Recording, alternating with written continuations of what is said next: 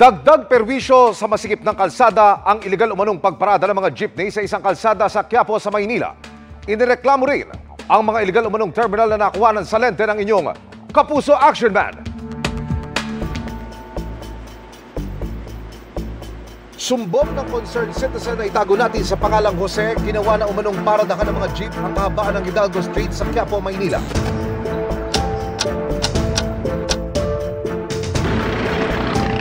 Grabe po ang perwisyon dulot nila. Una-una, yung traffic, grabe po. Hindi yan nakalusot sa lente ng inyong Kapuso Action Man. Kitang-kita na ginawang iligal na terminal ng mga jeep na biyaheng Punta Quiapo at Paligarda ang kakabaan ng kalsada.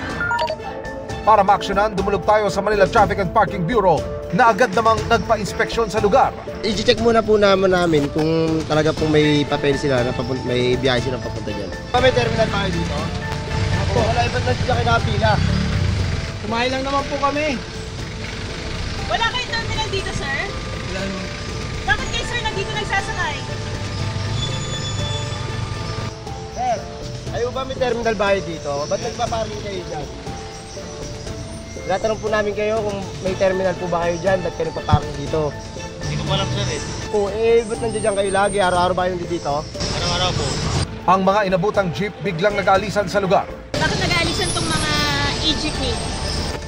Wala naman po silang nag-terminal kasi dumating nga po kami dahil may reklamo nga po rito na nag-aano sila dito, nagsasakay sila kaya nakakapag-traffic. So ano violation nila, sir? Illegal terminal po. Ang ginagawa namin, syempre, hindi lang naman sila mambit, then binabalikan pa rin sila. Pero nakatrabaho sila, nai-issuean pa rin pa ng ticket. Patuloy tayong makikipag-ugnayan sa Manila Traffic and Parking Bureau para matutukan ang reklamong ito. Para sa inyong mga sumbong, ipadala nyo lang sa Kapuso Action Man Facebook page. Dahil sa anumang reklamo, pang-abuso o katiwalian, tiyak may katapat na aksyon sa inyong Kapuso Action Man.